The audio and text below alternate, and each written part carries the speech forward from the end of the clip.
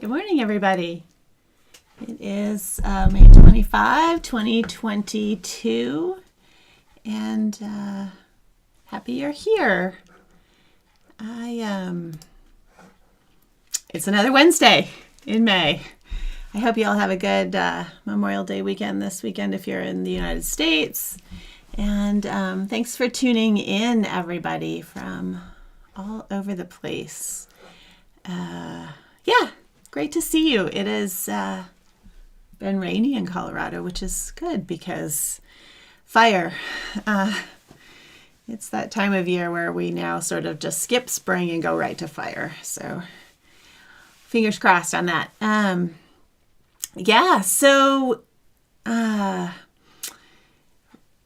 here we are, and I don't have, I am back to a sample to show you today.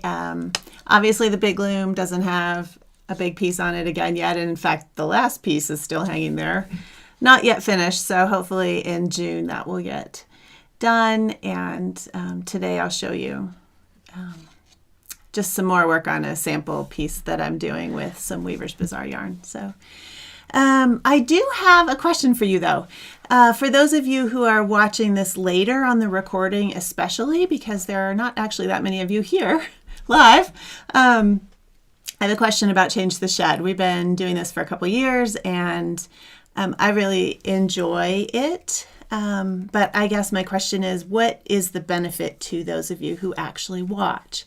So many more people watch the recording than the live thing, which is fine. I understand that those of us who work absolutely cannot watch a recording at 10:30 in the morning.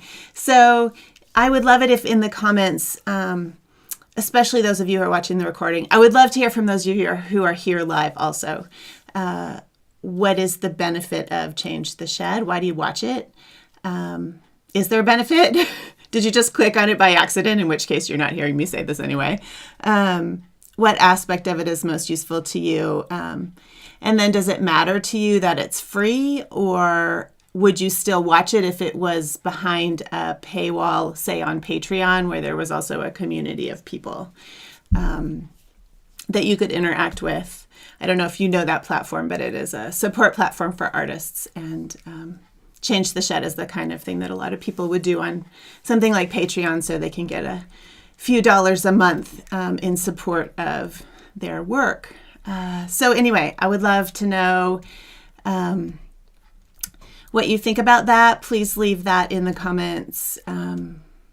It would help me make some decisions going forward about Change the Shed, whether it's valuable to you or not. I think we are not yet done with this pandemic. I started Change the Shed when COVID started. The numbers in Colorado are actually quite bad right now, so yay. They'll only get worse over the Memorial Day weekend, I'm sure. So stay safe, wear your N95s. They really work, man. Those masks are great. I have not yet caught COVID, and I am going to keep it that way. So there's also a lot of other pain and stress and violence in the U.S. right now, all over the world. And so for me, Change the Shed helps with that, just to remind me to keep weaving. But I'd love to know what you think. Please don't focus on the money thing. I'm not asking you whether you would pay for it. I really just want to know what the benefit is for you. I need to know whether it's worth. I spend a huge amount of time on this thing that's free. And so I just need to know whether I am meeting my goals to help people out in the world, or if that time of mine would be better used for something else. So, Patreon is usually very inexpensive. It's, $2 to $6 a month or something. I'm not saying I'm going to do that at all. I'm just asking what is the benefit of Change the Shed, and whether I'm going to keep doing it or not. And the best way for me to know that is to ask you all, because I don't actually know if it's useful. I just know that people keep clicking on it. So I usually have between 1,300 and 2,000 people watch each episode, or they at least click and watch 3 seconds. So I don't know if they're watching the whole thing or if it's just a random click, or I'm not sure. So I just need more information so I can make some decisions. So thank you all for allowing me to ask that. I will be working on a piece I've showed you before. It's Weaver's Bazaar heavy yarn, which I had a student long ago. She has now lapped me completely. Sybil, if you're here, thank you for all of your experiments because you found the answer far before I did. But Weaver's Bazaar heavy is their heaviest yarn, and it is a super light worsted weight. It's not quite worsted weight, but my question is whether I could use it at one strand at 8 ends per inch. So that is what I've been working on in a tiny little piece. And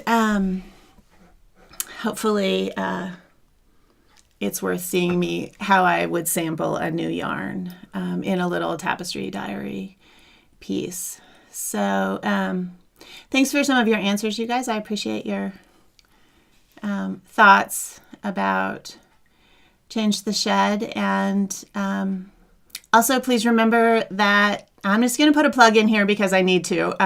I run a business and I teach tapestry in classes, and that's very near and dear to my heart, the way I teach tapestry. And so if you haven't taken a class from me, I really encourage you to go and look at my online learning offerings. There are, I have one short class now, and there's going to be a whole bunch more coming of short, fairly inexpensive courses that will focus on one thing. And I hope that those are helpful. And those of you who really want to learn all about tapestry, my longer courses are great. I think they're a benefit. I've had thousands of people take them, and I just need to put a plug out there that if you're thinking about buying a class from me, please do it now. That would be really awesome. Thank you.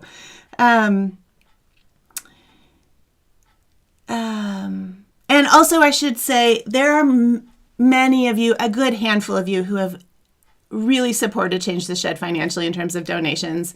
I do have a donation button on the Change the Shed page on my website, which is tapestryweaving.com. Under Change the Shed, it's under online learning. Thank you, thank you, thank you. Some of you have been so generous, and it really makes a big difference. I wouldn't be still doing this if it weren't for you guys. So you have made this program continue for 2 years single-handedly. So thank you. There are maybe 50 of you or so who have really contributed, and many of you have contributed more than once. And I can't tell you how much I appreciate it. It doesn't matter how much money it is. It really makes a difference. There's a lot of technology and time that goes into Change the Shed. And I'm the only one working here. So thank you, thank you, thank you, thank you. Some of you who are commenting, I know, are people who have donated, and you have done everything, and I appreciate that so much. Thank you. Thanks, you guys. You're super, super sweet. I appreciate all your kind words. Let's look at this weaving and see what the heck is going on. Again, like I said, it is Change the Shed. Change the Shed. Wow.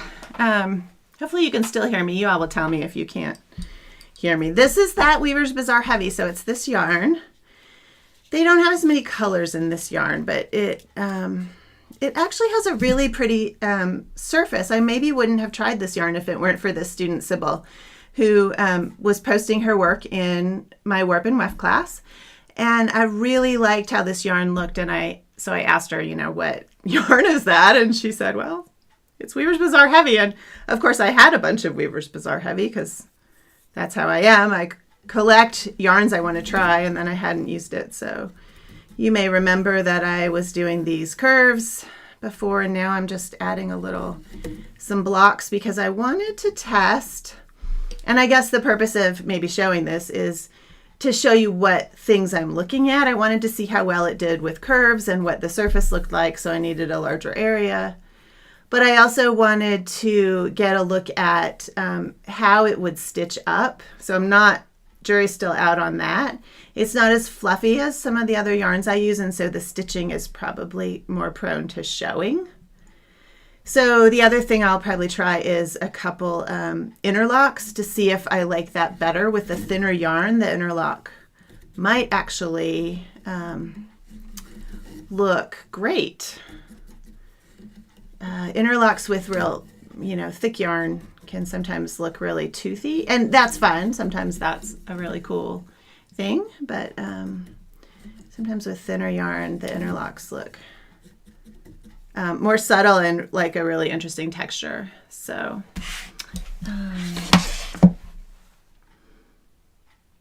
yes. Good. Thanks, Barbara, for telling me it's working.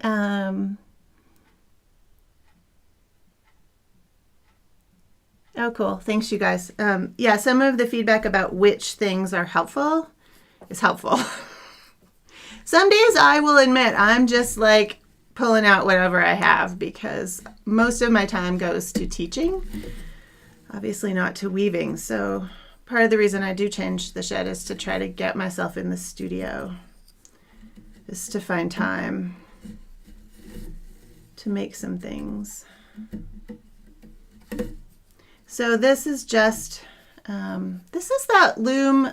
You can't see much of it in the photo, but this is that loom from, I got it from Weaver's Bazaar. It's made by Andrew Dickinson. I really like it. It's a great frame loom. So those of you in the UK especially, you're probably more used to using frame looms, but I do like this loom a lot.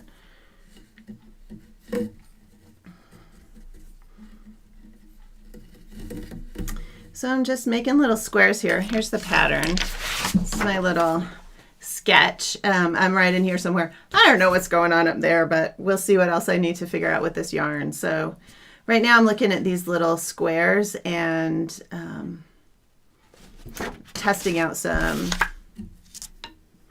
sometimes my brain doesn't work. Whether the stitching is going to be something I like or not. Here, let's do that.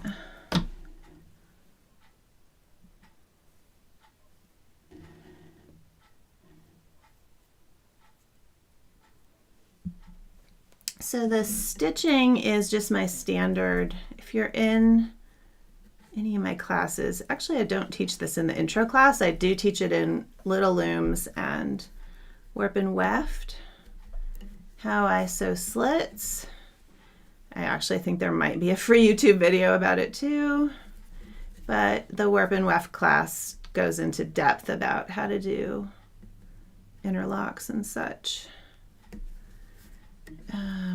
Okay, let's see. I think I'm going to bring this little guy up farther. Let's weave that first. I really like the surface of this yarn. I shouldn't be surprised because I'm very fond of Weaver's Bazaar medium and fine. They're thinner yarns, but I kind of like the little bit of tiny bit of squish this yarn has with the reflective surface. It actually reminds me of just a Ray's new yarn too, but this is thicker. So it's sort of just is more the size of Weaver's Bazaar medium. This is a little bit thicker and I'm really liking it. Not that everybody needs a new yarn to try, but gosh, if you're looking for something, especially if you're in the UK, try out Weaver's Bazaar's whole line of yarns. They're really great. Okay, let's see. I want this little square. I wanted to weave that a little farther so I could finish this stitching. Oh, actually, if I'm going to start a new color, it won't even matter. Here's the stitches there. And I think I'm going to take a different color here. So one of the things about using just one strand at a time is, you've seen me do this over and over if you've watched Change the Shed, is that I do a split weft outline. But this yarn, gosh, I don't even know. I guess you could maybe split it. It's a 2-ply yarn. I could try it. Nothing like experimenting on live YouTube, right? Oh, look at that. Okay, let's try it. Let's just see if it works. If I end this color, just to see if we could do a split weft outline. Yeah, look at that. It's going to split nicely. So I would pigtail this back, bring this over. This, of course, will mess up my meet and separate, but it doesn't matter that much because these are slits. Okay, what new color do we want? Let's put in a lighter one. This is Mist Blue.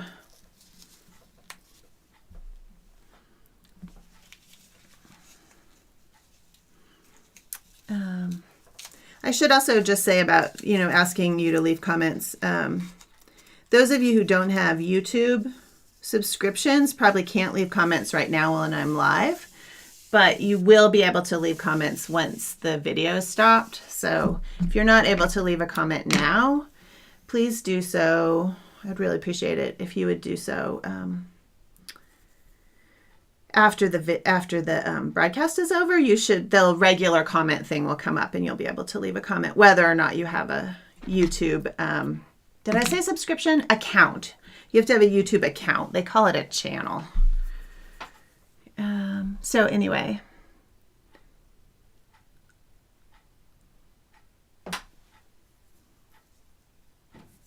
Thanks, you guys. Just looking at your comments a little bit.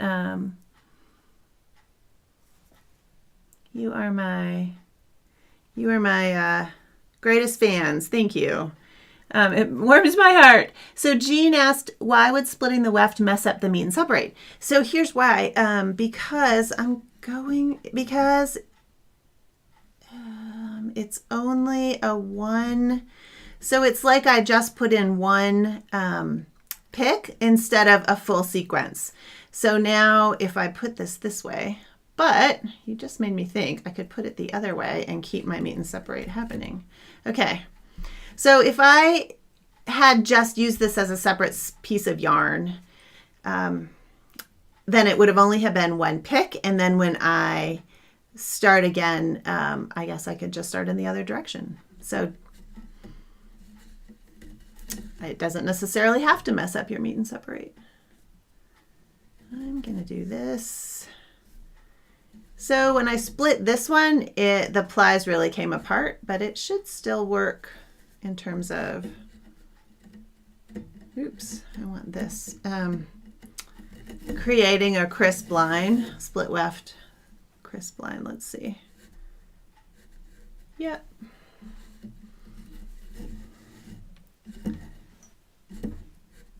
Okay, so we're in this shed. Yeah, I've got the meet and separate. It's not quite right anymore.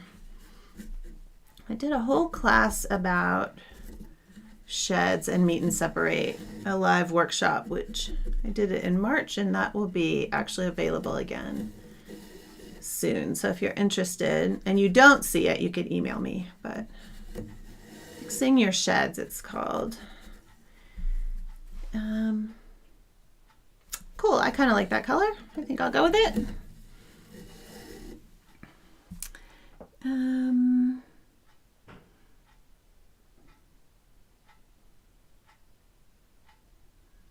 Cool.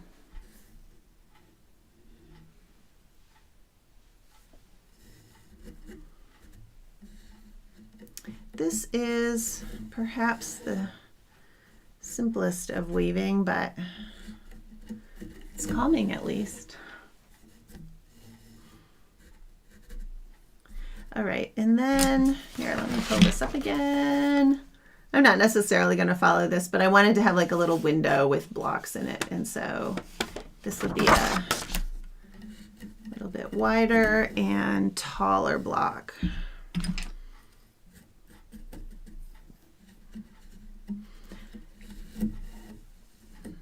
I also like picking the shed. It's actually fairly calming. It's a little bit hard on my middle finger, my left hand, because I like a high tension too, but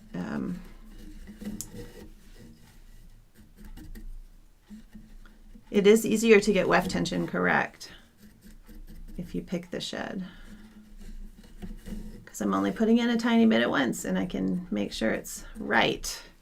Okay, and then let's do another color here.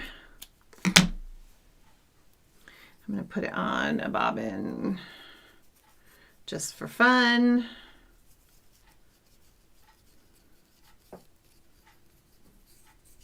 Oh, thanks, Audrey. Audrey took the Fixing Your Sheds class. She said it was well worth it. She loved it. That's awesome. Thanks, Audrey. Glad it was helpful.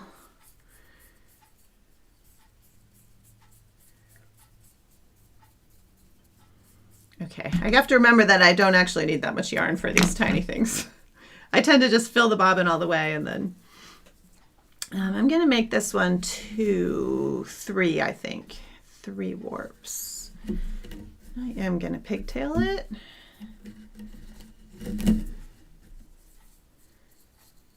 And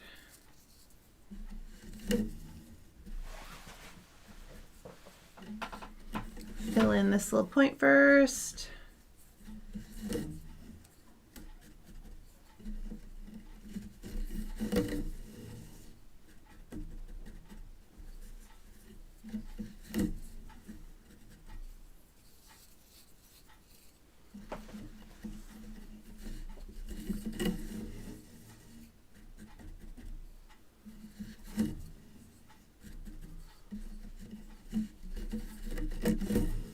I like the sound of the picking the shed too. I don't know if you can hear it, but the sound of the bobbin through the warp.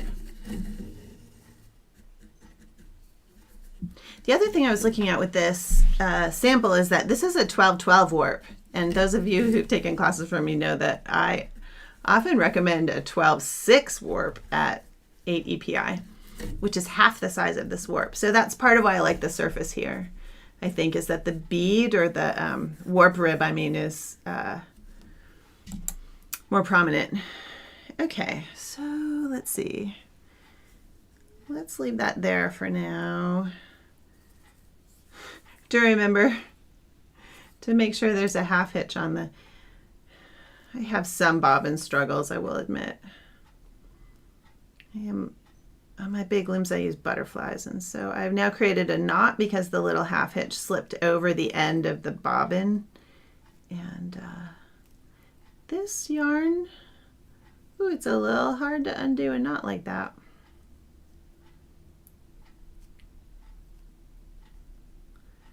Sorry, you all. I'm just going to take this bobbin off and I'll fix it later. Okay. I want this one to go higher.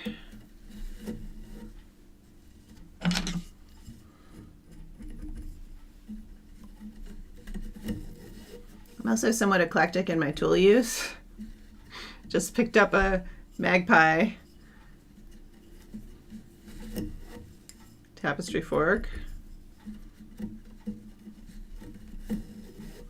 I just noticed yesterday she's redesigned. This is the John, who used to own the company's design, I think, for this small fork, and Becky, who owns the company now, has redesigned the tiniest beater, and it's super cute. I have not ordered one yet, but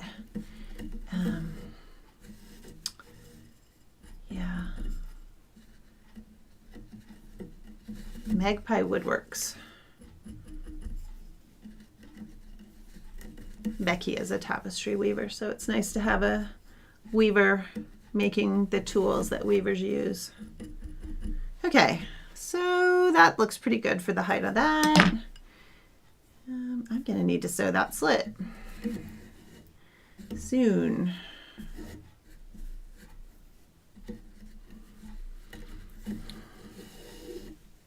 I know I'm missing things and I apologize. If you have a question about the weaving and I missed it, definitely put it in again.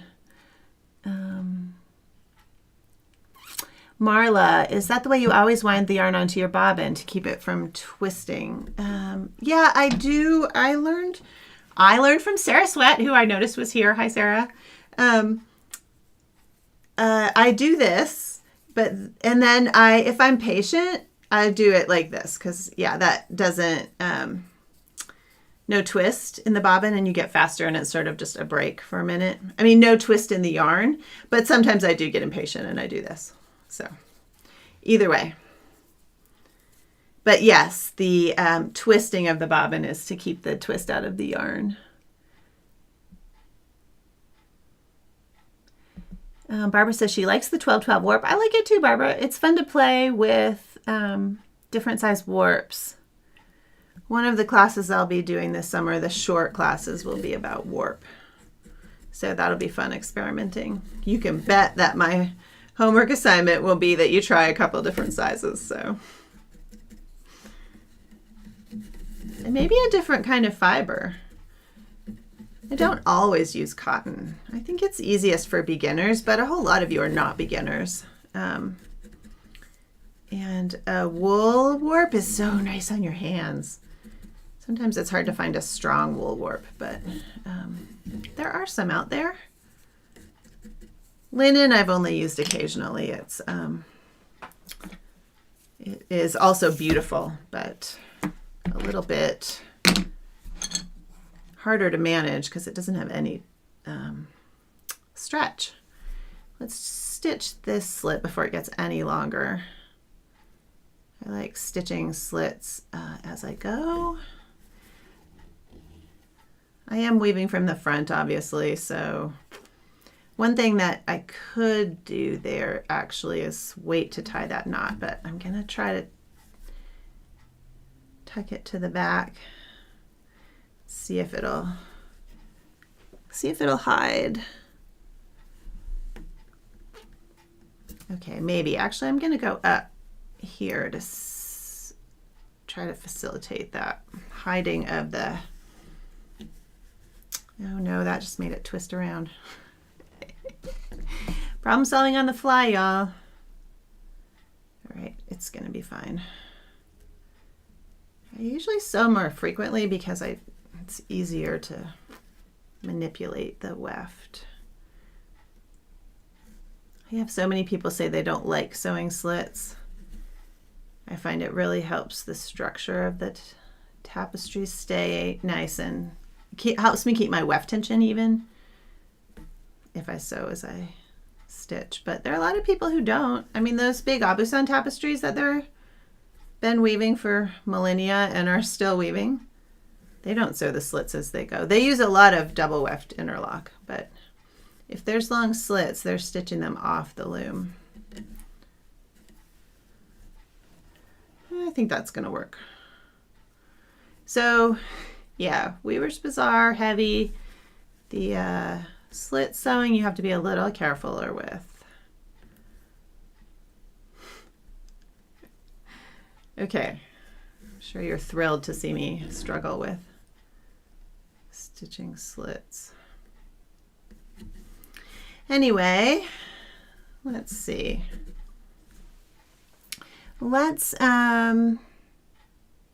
Yeah, Jessica says she uses a needle to take out a knot. I definitely will need to use a needle on that. Jessica, you're totally right.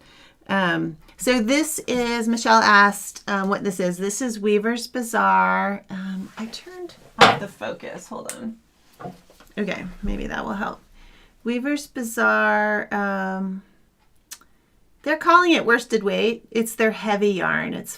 This one is 5.2. I'm not sure if that's exactly what they're selling right now. It might be 6.2, but yeah, Weaver's Bazaar in the UK. It's just weaversbazaar.com.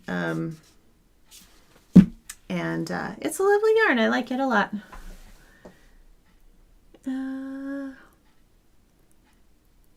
I will sew the slits for all the boxes, Paula. She's asking if I'm going to sew all of these slits, and I will sew them all because that's how I do it. But it will be interesting when it comes off the loom. I won't decide about the stitching for this yarn until it comes off the loom. It's looking pretty good to me. I think it's going to be fine. But you don't really know how it's going to look until you take it off and finish it, because everything will shrink a little bit when it's steamed. And so sometimes something that I'm not sure is going to look good will look okay after it's steamed. Okay, so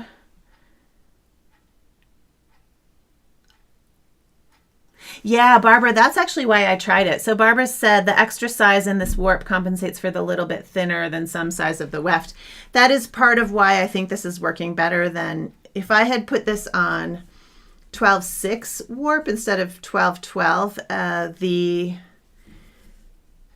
I think there's so much space between the warps, and there is less space in a larger warp than in a smaller one. So if I take this, I mean, a good visual way to see whether the weft is right for the warp set is to hold it up against it. And this, I don't know if you can see, but it's a little bit thin.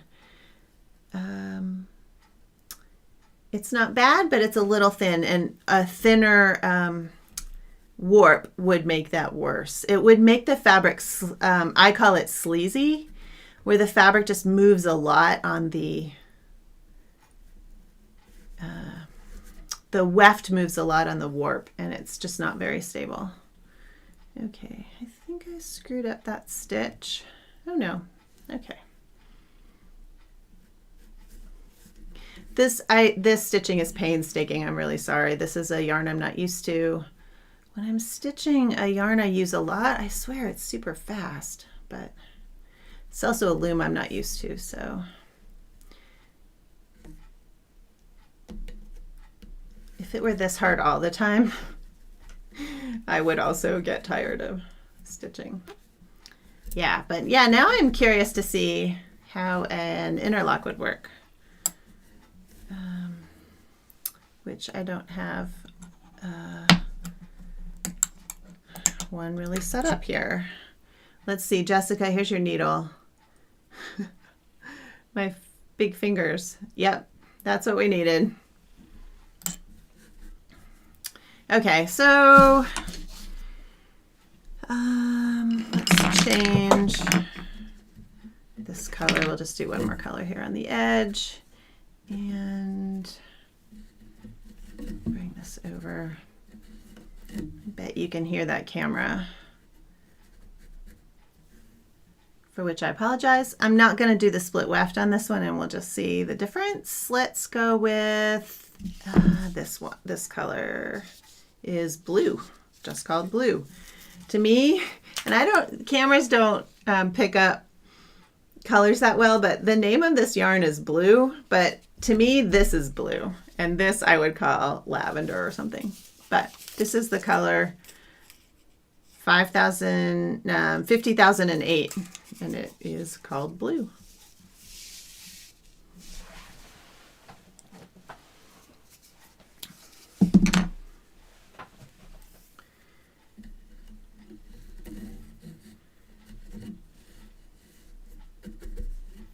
You'll see, I think you'll see the difference here between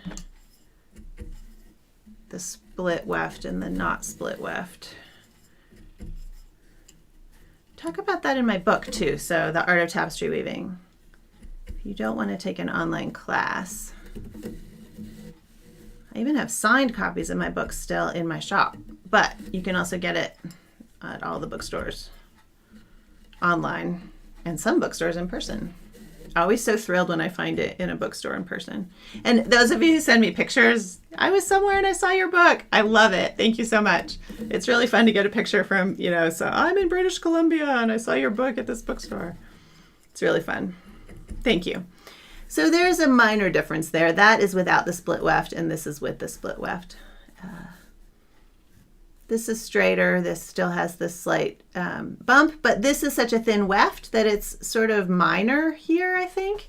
So that's another difference. With a thinner weft, you get a little more detail. You have to weave a lot longer. It takes forever, much longer to do the weaving, but okay. Any other questions about this, this particular project?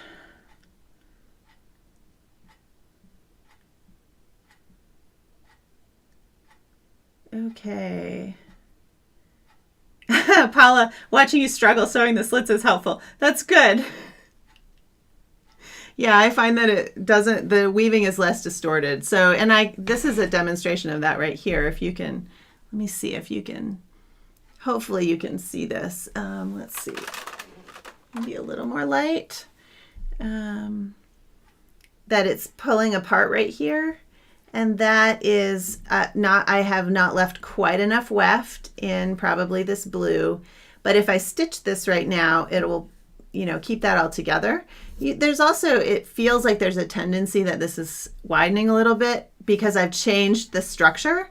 That will change what the weft tension is, and it will want to widen out. So it's not a bad thing that this is tighter weft tension wise, and sewing the slit will help keep it all nice and tightly together. And I found a tape measure I could reach. Let's just see. This is 4 1/4 and a little bit, and this is 4 1/4 and a little bit. So I'm still at the same place. Measuring the width of your piece all the time is really the best way to figure out whether you're pulling in or going out. If you just eyeball it, you'll be fooled by the visual things happening in the piece. So definitely measuring often is the best way to tell whether you're on track or you are have to change your weft tension. Okay, cool.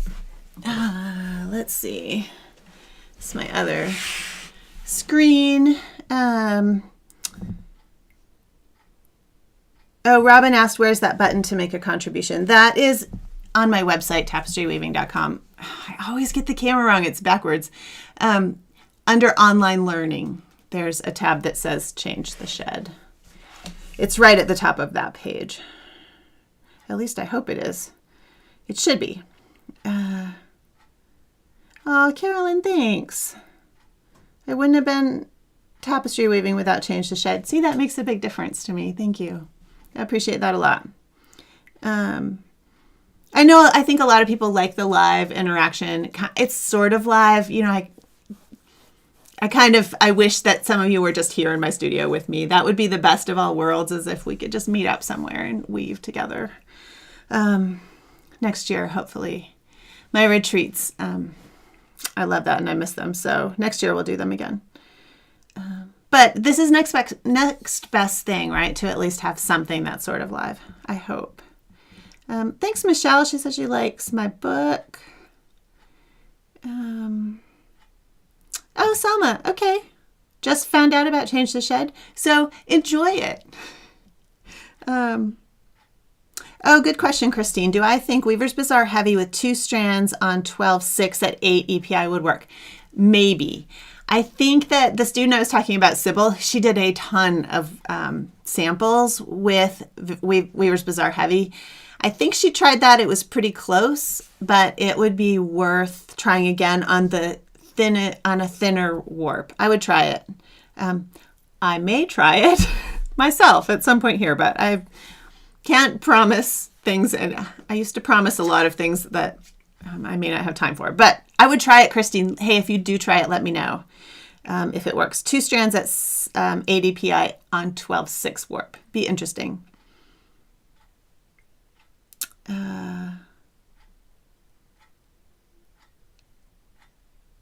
Okay, cool. So Barbara says she doesn't see my website today, which could be true. It's tapestryweaving.com.